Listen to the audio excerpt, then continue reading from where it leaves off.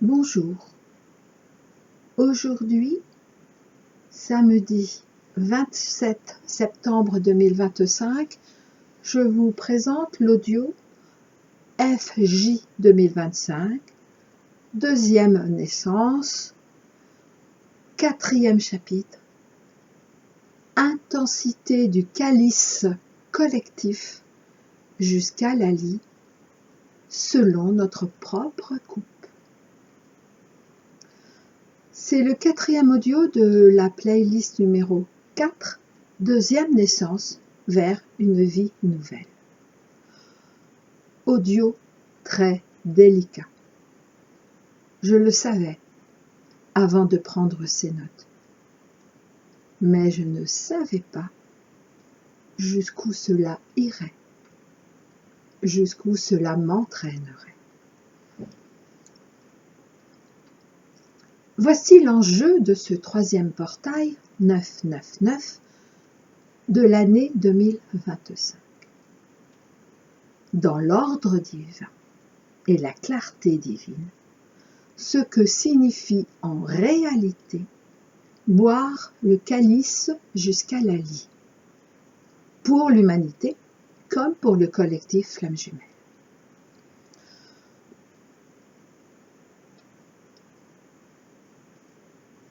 Et tous ceux dans la voie de l'amour véritable. Tous, nous ne récoltons et ne récolterons uniquement ce que nous avons semé. Et comment nous continuons à semer, donc à nous aimer. Cette récolte a été symbolisée depuis les siècles des siècles par, justement, boire le calice jusqu'à la lie. Mais, colportée ici et là, cette récolte, en toute sa déviation uniquement négative, pour ne pas dire punitive, de la part de Dieu. Alors oui, Dieu nous met en garde par son dernier coup de semonce en faisant appel à notre extrême vigilance. Certes, par rapport à toute notre soi-disant technologie moderne, mais en réalité par rapport à tous nos miroirs, c'est-à-dire à l'ensemble de la lumière reflétée qui va jouer de plus en plus son rôle d'attraction narcissique, comme quoi nous aurions déjà tout compris, en tout cas suffisamment, et que nous serions déjà au summum de ce que nous pouvions être. Premier rappel, la lumière reflétée est par excellence la sphère de l'énergie antéchristique. Et joue son rôle, justement, en nous plaçant face à tous nos reflets renvoyés par tous les miroirs pour vérifier si nous sommes prêts à l'énergie christique. Mais surtout, pour nous préparer au mieux, car l'énergie christique est de loin la plus puissante.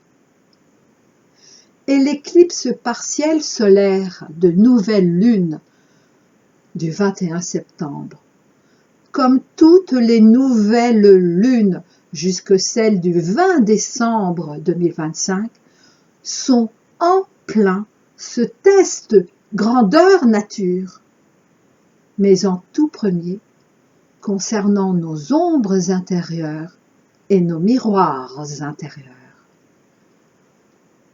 Un deuxième rappel, car tout est lié. Le redressement intérieur de ceux qui ne sont pas réfractaires à la lumière est, oui, car pour eux, ils ne pourront jamais se redresser. Donc le redressement intérieur de ceux qui ne sont pas réfractaires à la lumière est proposé par le divin en 2025. C'est un rappel. Et ce, en préparation de leur deuxième naissance en 2026. 2026, dernière année possible pour l'humanité. C'est pourquoi cette nouvelle lune éclipsée du 21 septembre 2025 a été également le déclenchement des dernières poussées par le divin pour les encourager à accepter leur redressement. Accepter leur redressement. Toutes les prochaines lunes, cette fois-ci, et pleine lune et nouvelle lune de 2025 appuieront de plus en plus en ce sens. Pour les femmes du collectif Flammes Jumelles qui sont en train de vivre leur deuxième naissance, ces lunes les accompagnent également jusque décembre 2025. Puisqu'il faut à une femme 9 mois de gestation, il lui faut en réalité 9 mois ensuite pour laisser à son corps redevenir ce qu'il était, mais en intégrant sa nouvelle version, cette nouvelle version. Car mettre au monde un enfant la bouleverse à jamais. Certes, en son corps physique extérieur, mais pas seulement. Très peu, surtout en Occident, acceptent d'en prendre acte, voulant reprendre leurs activités, leurs professions, leurs nombreux rôles de ceci ou cela, le plus vite possible. Idéalement, il faudrait donc 9 mois de congé parental, mais en premier pour la femme. En fait, après accouchement, quasiment aucune ne laisse son corps évoluer, encore moins doucement au rythme de la nature, pour s'épanouir peu à peu en tant que nouvelle femme. Donc, pour les femmes du collectif Flammes Jumelles vivant actuellement leur deuxième naissance, toutes ces prochaines lunes, pleines ou nouvelles, terminant l'année 2025, sont là pour les pousser à prendre soin de leur corps et à se reposer. Pour les pousser, oui, mais surtout peut-être à les aider à prendre soin de leur corps.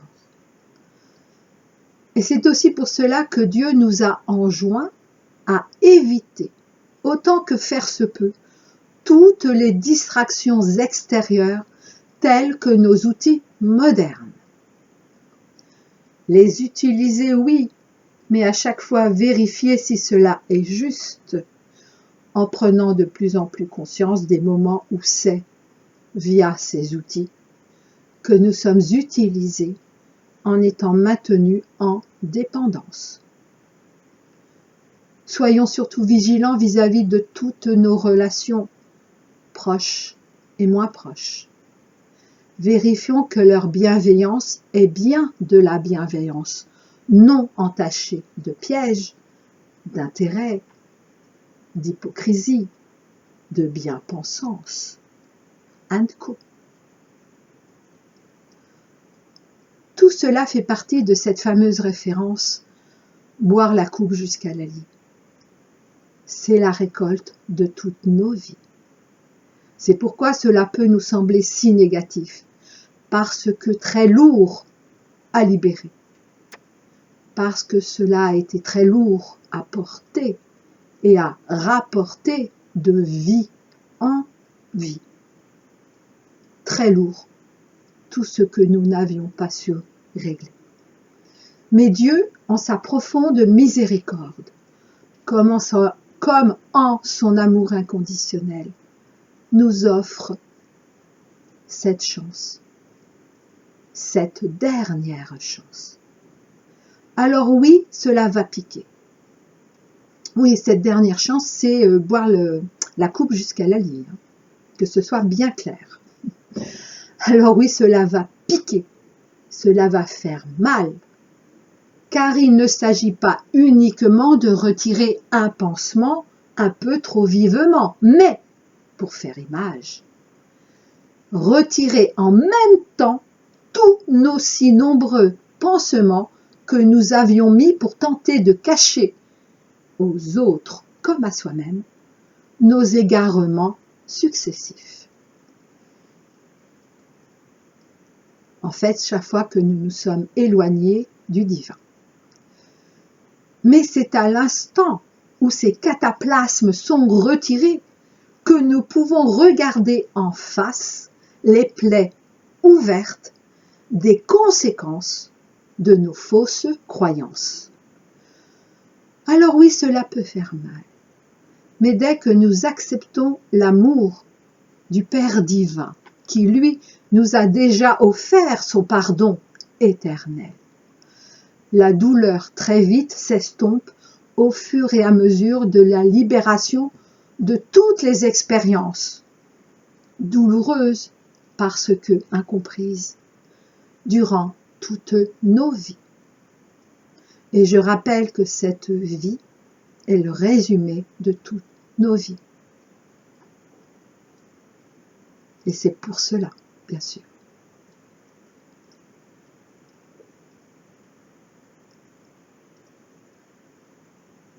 Et donc cette douleur s'estompe. Mais dès que nous acceptons l'amour de Dieu, c'est alors que la mère divine, comme toute mère terrestre, soufflant sur le bobo de son enfant, peut déverser le souffle de l'Esprit Saint sur toutes nos blessures pour les guérir. Guérir définitivement. Parce que c'est le dernier temps, la dernière phase, si vous préférez, du temps ultime, celui de l'ascension, qui a été appelé Apocalypse, ou encore le calice jusqu'à la lie. Mais avant de boire le calice collectif, nous sommes tout près de boire la lie de notre propre coupe, nous tous de l'humanité. Mais qu'y a-t-il dans chacune de nos coupes? Tout ce que nous y avons mis de meilleur. Dieu nous aime, quoi que nous ayons fait, chacun de nous. Nous avions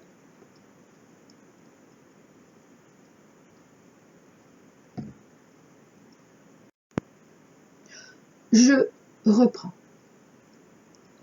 car je suis très émue de faire cet audio si délicat pour tout le monde, y compris pour moi. Donc nous avions déjà commencé à boire à notre propre coupe, et ce, dès notre naissance terrestre en cette dernière vie. Nous sommes donc en train de la boire aujourd'hui jusqu'à la lie. Et c'est cette lie qui est la récolte de comment nous nous aimons et qui fera que nous sommes prêts ou non à l'ascension. C'est selon soit coupe amère, soit coupe de bénédiction. En réalité, c'est un seul calice. Alors, catastrophe ou bénédiction, ainsi sera fait selon chacun. C'est ainsi qu'il a pu être dit par tous nos guides, comme par tous les prophètes, que l'intensité du calice collectif jusqu'à la lie dépendrait uniquement de la lie de notre couple personnel. Mais cela a été sciemment occulté.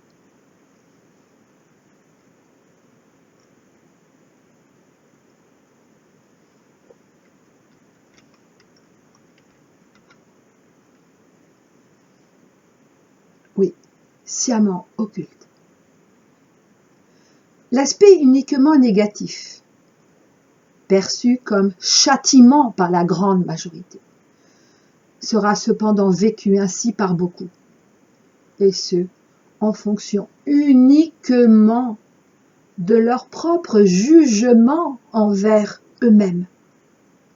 Même si cet aspect punitif découle d'une fausse croyance colportée et surtout assénée depuis des siècles par tous les opposants à la lumière et à l'amour, en un mot, par les antichristiques,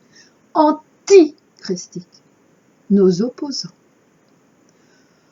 Alors pour conclure, il nous est redit que nous ressentirons tout de même les échos de leur souffrance. Seulement, parfois, comme de fortes bourrasques représentant les échos de nombreux cyclones et tsunamis ayant lieu loin de chez nous. Mais tous, nous les ressentirons.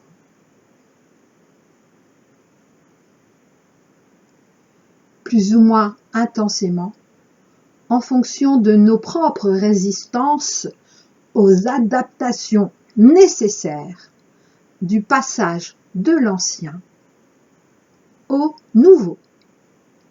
Voilà tout l'enjeu de ce troisième et dernier portail 999 de l'année 2025. Voilà en quoi j'avais dit que ce portail du 27 septembre 2025 imposerait certaines lois divines. Que quoi? Qu'aient pu tenter nos opposants? Rien n'empêchera de boire le calice jusqu'à la lie. Et donc que personne ne pourra plus retarder l'ascension de ceux qui sont prêts. Cela est une bonne nouvelle.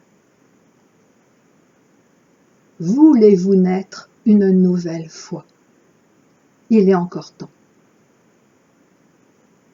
Voilà tout l'enjeu de ces trois portails 999 de septembre 2025, s'étant ouverts jusqu'en septembre 2034.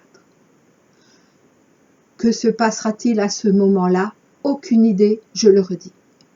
Si ce n'est que plus personne ne sera dans l'ancien, qu'il le veuille ou non. Je vous dis à très bientôt.